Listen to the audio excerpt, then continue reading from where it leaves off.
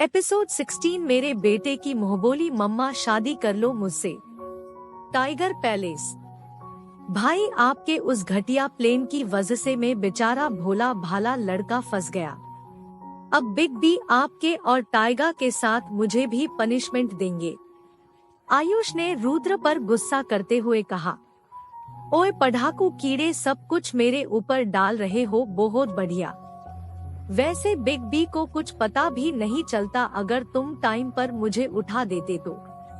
रुद्र ने भी आयुष को सब कुछ अपने ऊपर डालते देख मुंह बनाते हुए कहा। आयुष, अरे मैं तो लेट सोया था, वैसे भी हॉस्पिटल में मुझे ठीक से नींद भी नहीं आ रही थी, इसलिए सुबह मेरी आंखें नहीं खुल पाई। पर आपका क्या, आप तो आराम से सो रहे थे। मैं ही बेचारा फालतू प्लान में शामिल हो गया। ओहो, जरा देखो तो फ्यूचर में होने वाले डॉक्टर, ऐसे बहाने दोगे तुम जब तुम्हारे पेशेंट्स की जान खतरे में होगी। रुद्र ने आयुष पर ताना कसते हुए कहा। भाई ये ज्यादा हो रहा है, अपना काम देखिए, फिर मेरे बारे में बात करिएगा। आयुष ने रुद्र की बात सुन चिढ़ते हुए कहा। रुद्र बच्चू, जो तुम चीर फाड़ सीखने वाले हो ना, वो तो मैं तब से कर रहा हूँ जब तुम छोटी मॉम के।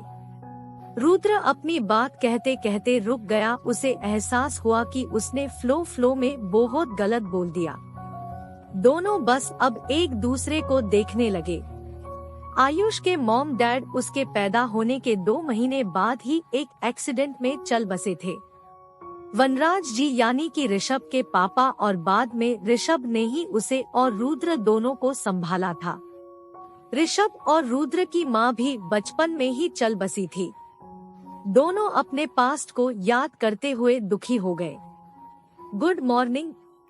तुम दोनों यहाँ, मतलब टाइगर घर आ गया होगा। स्टेयर से नीचे उतरते हुए प्रथम ने कहा। वो अभी अभी फ्रेश होकर नीचे आ रहा था।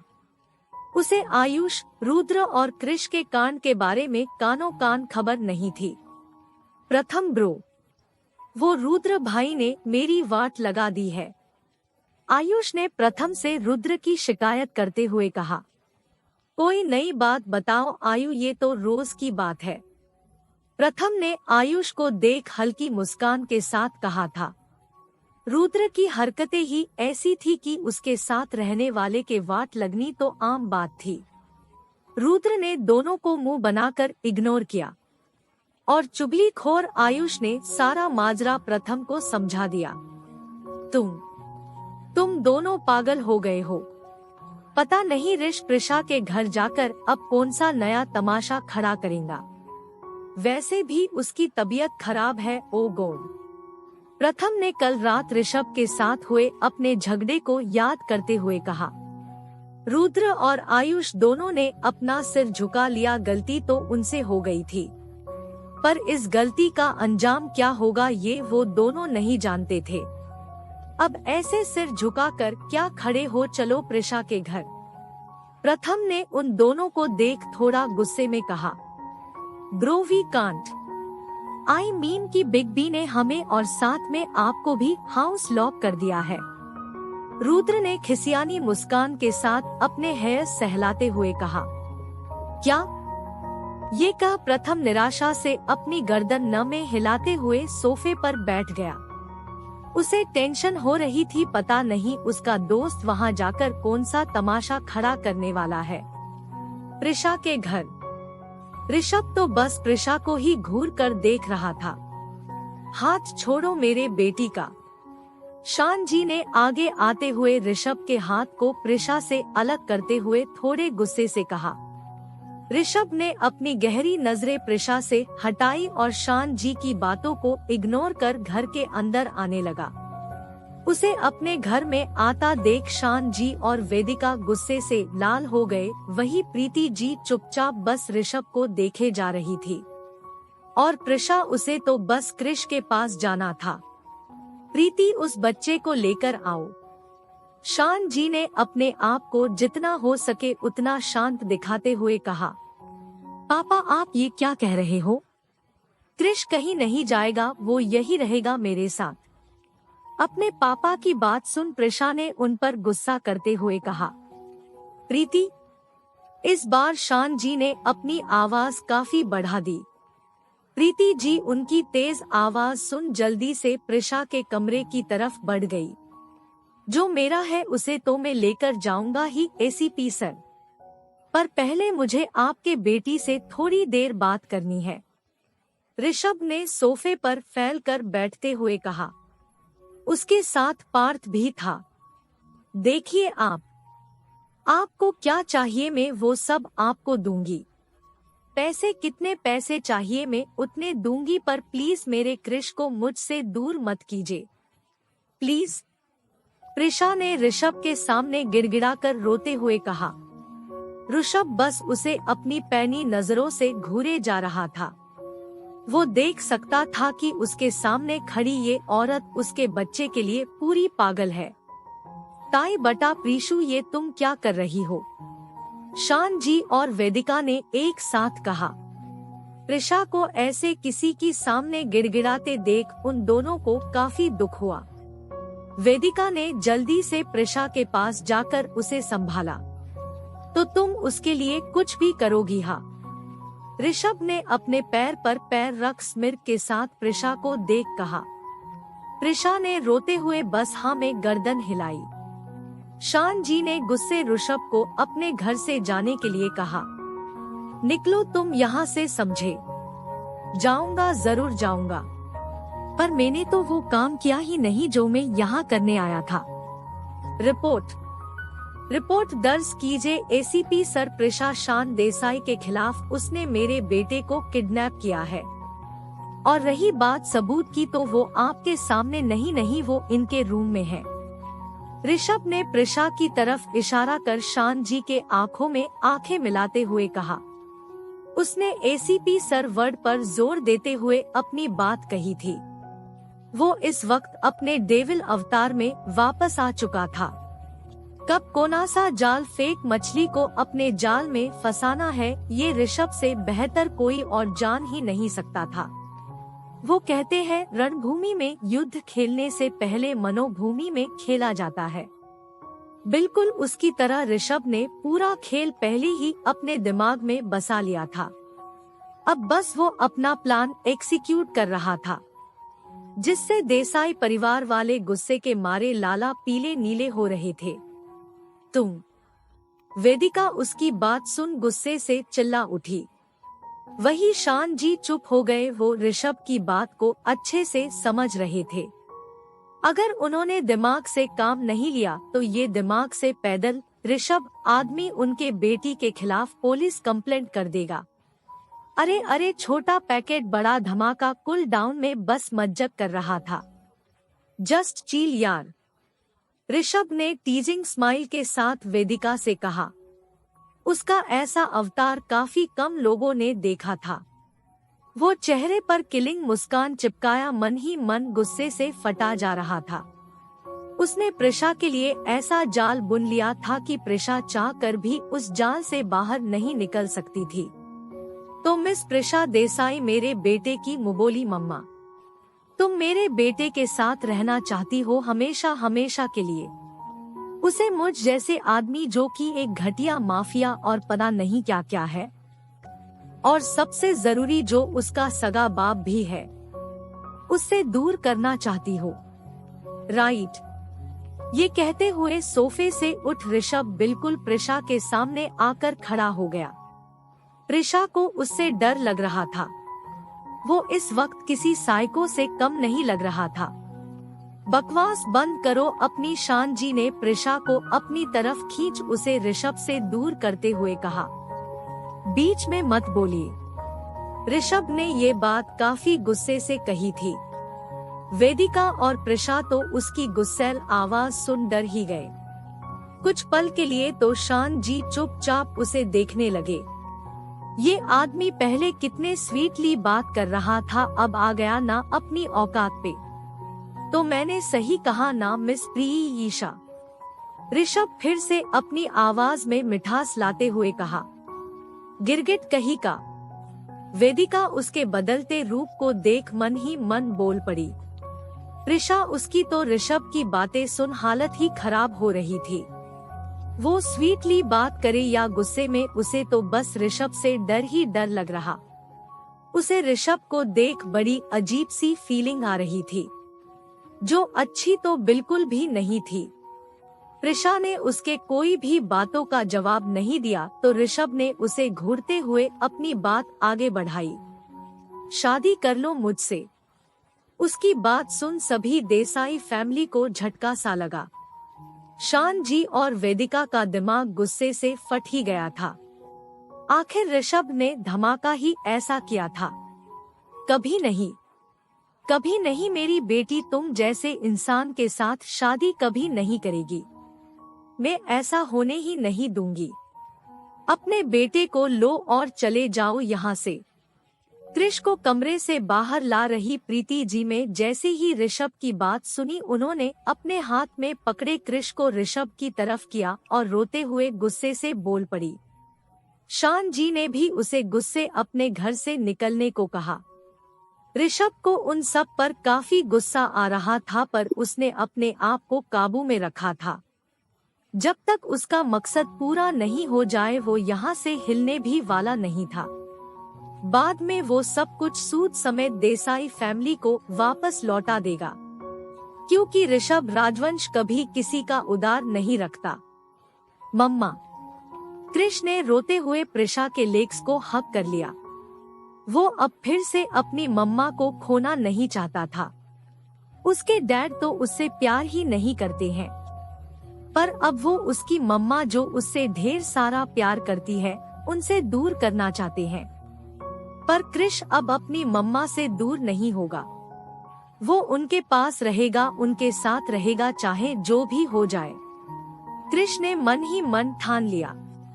सोच लो, बस 2 मिनट का वक्त है तुम्हारे पास, या मुझसे शादी कर लो या फिर भूल जाओ इसे।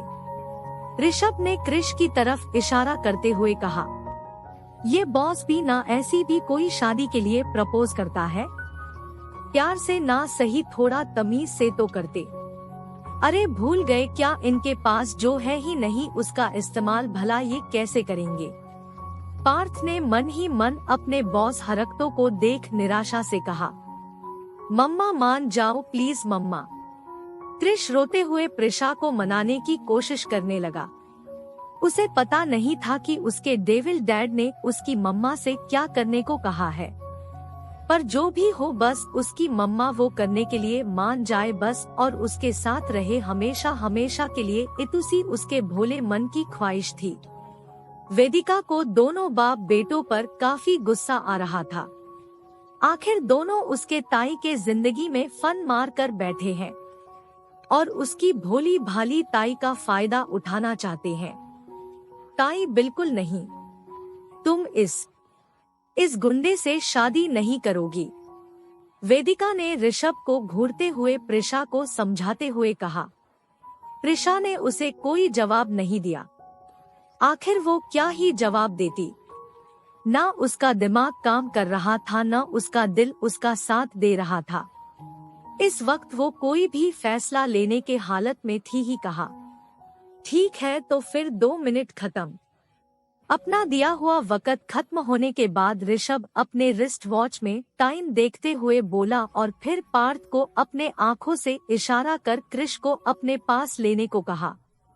ऋषभ के इशारे को समझ पार्थ ने एक लंबी सांस ली। अब हो गया ड्रामा खत्म, उसने मन ही मन कहा और कृष की तरफ बढ़ गया। मम्मा मम्मा नानी मुझे नहीं जाना, नहीं जाना मुझे डैड के साथ, मुझे मम्मा चाहिए, टाइगा को मम्मा चाहिए। ये कह रोते हुए कृष पार्थ से दूर हुआ। इससे पहले कि पार्थ कृष को अपनी गोद में उठा पाता, प्रिशा ने उसे अपने गोद में ले लिया। मैं तैयार हूँ। प्रिशा ने अपनी आंखें बंद कर कृष में बालों को सहलाकर उसे शांत करते हुए कहा। उसने बस हाँ सिर्फ और सिर्फ कृष के साथ रहने के लिए कही थी। उसका जवाब सुन ऋषभ के चेहरे के कोने मुड़ गए। वही वेदिका, शान जी और प्रीति जी प्रिशा गुस्से से ऋषभ को देखने लगे। ताई ऐसा मत करो, ये तुमने फंसा रहा है जैसे उसने। इतना कहा वेदिका ने अपनी बात अधूरी छोड़ दी। उसने अपनी आंखें मिचली। ये क्या बोल दिया वेदिका? उसने मन ही मन खुद को डांटा। ये बात बोलने के बाद वेदिका को आगे कुछ कहने की हिम्मत ही नहीं हुई। वही शान और प्रीति जी प्रिशा को समझाने की कोशिश कर रहे थे, वो भी वेदिका की अधूरी बात को समझ चुके थे। वो चुप हो गए। प्रीति जी तो रोने लगी। आई तुम ही चाहती थी ना कि मैं शादी करूं, अब तो कर रही हूं ना। चाहे जिससे भी करूं, जिस वजह से भी करूं, तुम्हें तो खुश होना चाहिए। प्रीति जी से ये कहने के बाद प्रिशा शान जी की तरफ मुड़ी। पापा मैं खुश रहूंगी, जहां मेरा क्रिश है वही मेरी खुशियां हैं पापा प्लीज। क्रिश ने शान जी के हाथों को पकड़ उन्हें समझाते हुए बोली। शान जी को इस वक्त बेहद गुस्सा आ रहा था। वो ऋषभ को जान से मार देना चाहते थे। आखिर हिम्मत कैसे हुई उसकी मेरी बेटी को ब्लैकमेल करने की। पर इस वक्त उनसे कुछ बोलते नहीं बन रहा था। अगर उन्होंने प्रिशा को नाराज कर दिया किया तो कहीं वो अपनी बेटी को ना खो बैठे। उन्हें बार बार डॉक्टर भानुशाली की कही बातें याद आ रही थी। बेटा चुप हो जाओ, चाहे तुम जो भी फैसला लो, तुम्हारे पापा हमेशा तुम्हारे साथ है। शान जी ने प्रिशा के आंखों में आए आंसू को पोंछते हुए उसे अपनी बाहों में भरते हुए कहा, थैंक यू पापा। प्रिशा ने वैसे ही रोते हुए शान जी से कहा, वेदिका पर पापा, मैंने कहा ना जैसा प्रिशा चाहती है वैसा ही होगा। शान जी ने वेदिका को चुप कराते हुए तेज आवाज में कहा। अपने पाप की बात सुन वेदिका गुस्से का घुट पीते हुए चुप हो गई। प्रीति जी भी आंसू भरी आंखों से अपने बेटी को देख रही थी। अगर आपका हो गया हो तो क्या हम आगे की प्रोसीजर शुरू करें? ऋषभ ने उनके फैमिली ड्रामा को देख इरिटेट होते हुए ऐसे बोला जैसे वो सब कोर्ट में वो और ऋषभ वहाँ का जज। एपिसोड 17 शादी मुबारक हो बीबी। Cute couple. मैंने कहा ना जैसा प्रिशा चाहती है वैसा ही होगा। शान जी ने वेदिका को चुप कराते हुए कहा। अपने पाप की बात सुन वेदिका गुस्से का घुट पीते हुए चुप हो गई। प्रीति जी भी आंसू भरी आंखों से अपने बेटी को देख रही थी। पता नहीं आखिर क्या लिखा है, उसके नसीब आंसू और मुसीबतें उसका पीछा छोड़ते ही नहीं। कहाँ उन्हें लगा था कि क्रिश को अपने घर में रहने देने का फैसला सही था, मगर उनके इसी फैसले ने उनके ही पैरों पर कुल्हाड़ी मार ली थी। और इस गलती की कीमत प्रिशा को एक जबरदस्ती की शादी कर चुकानी पड़ने वाली थी। ऋषभ से शादी करना मतलब प्रिशा के अतीत के घावों को फिर से कुरेदना। प्रीति जी ने मन ही मन अपनी बेटी के ट्रैजिक जिंदगी के बारे में सोचते हुए कहा, अगर आपका हो गया हो तो क्या हम आगे की प्रोसीजर शुरू करें? ऋषभ ने उनके फैमिली ड्रामा को देख इरिटेट होते हुए कहा। किसी ने भी उसके सवाल का जवाब नहीं दिया। ऋषभ ने उन पर से नजरें हटाई और पार्थ को कुछ इशारा किया। पार्थ ने अपने बॉस का इशारा समझ बस हाँ में गर्दन हिलाई और फोन पर कुछ टाइप करने लगा। थोड़ी ही देर में उनके घर का दरवाजा फिर से नॉक हुआ। क्या मैं अंदर आ सकता हूँ? काले कोट पहले एक आदमी ने हल्की मुस्कान के साथ कहा। ज्यादा ड्रामेबाजी मत करो, अंदर आओ। ऋषभ ने दरवाजे पर खड़े आदमी को घूरते हुए कहा। उस आदमी ने ऋषभ को इग्नोर किया और घर के अंदर आ गया।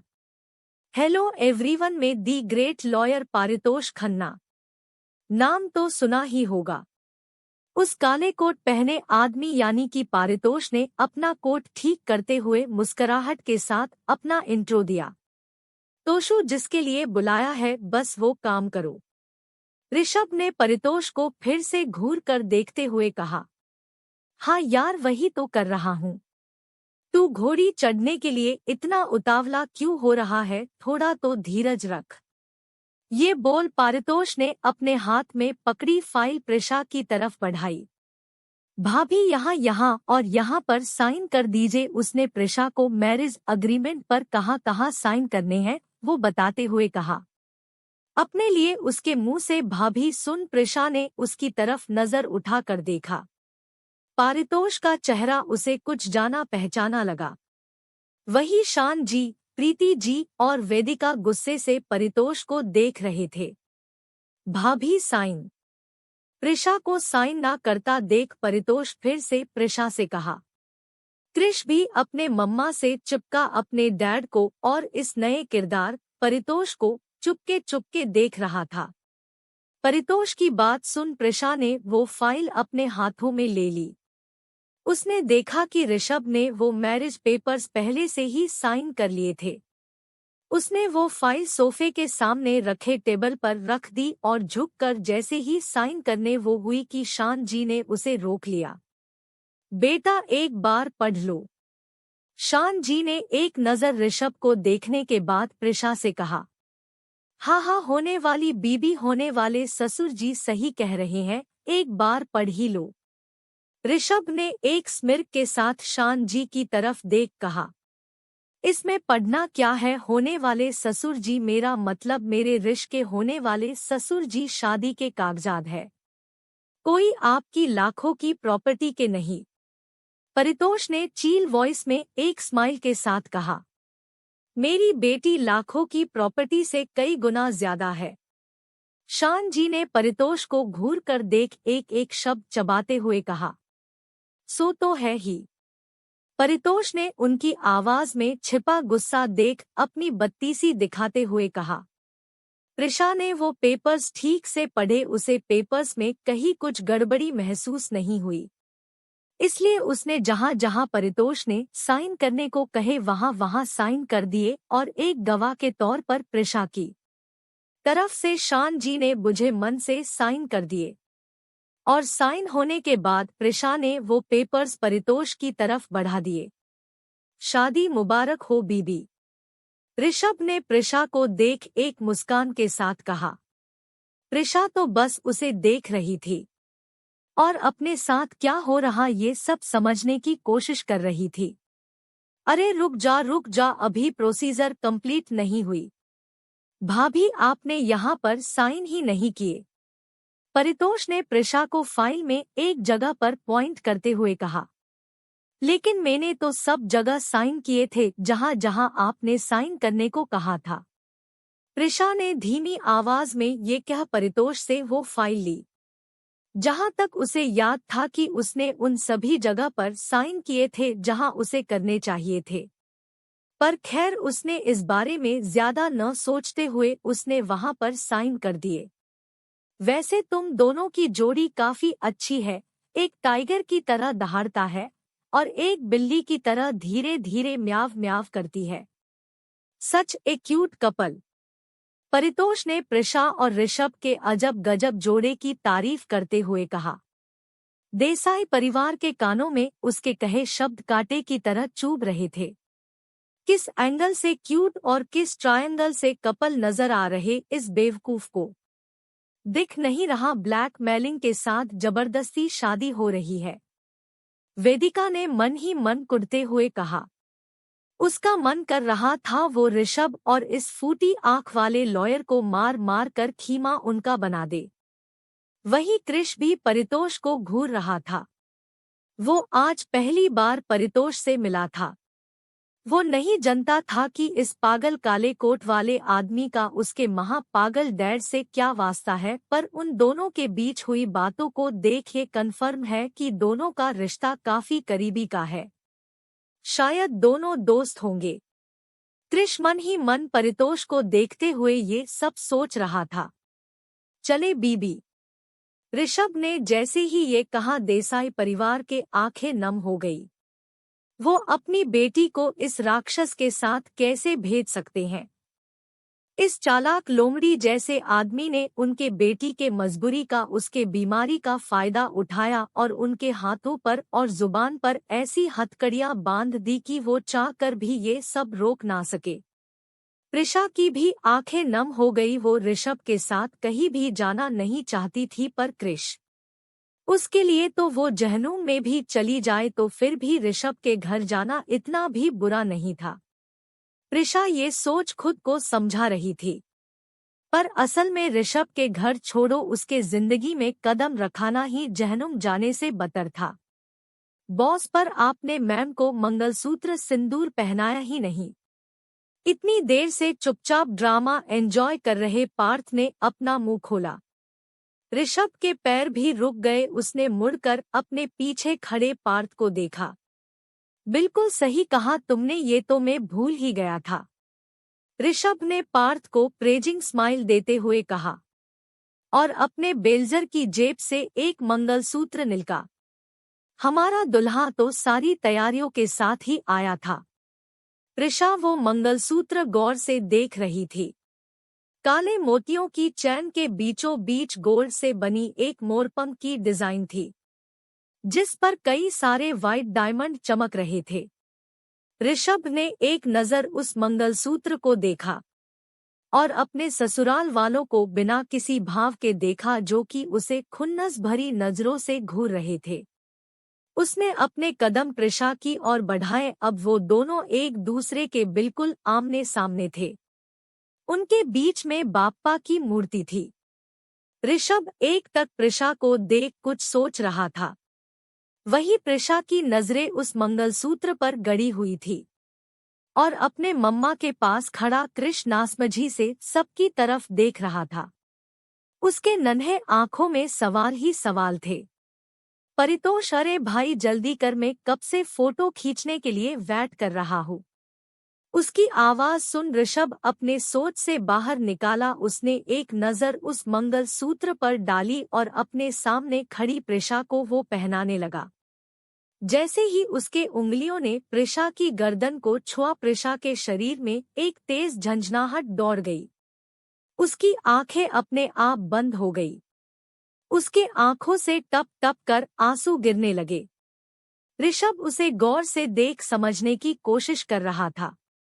वही प्रिशा बंद आंखों के सामने अचानक कुछ पल घूमने लगे। एक बड़ा सा कृष्ण मंदिर, उस मंदिर में प्रांगण में बना खूबसूरत सा शादी का मंडप।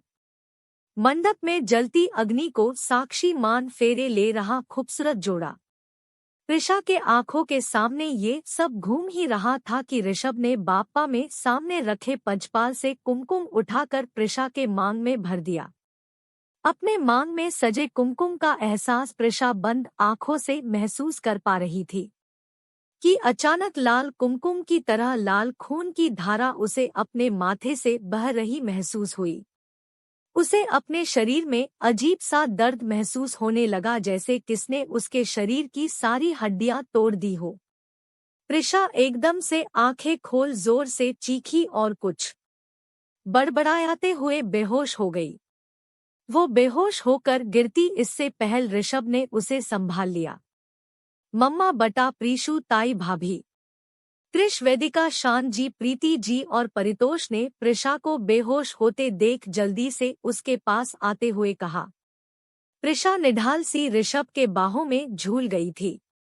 देसाई परिवार और कृष उसे देख रो रहा था। वही ऋषभ एक्सप्रेशन लेस होकर प्रिशा के चेहरे को एकटक देखे जा रहा था।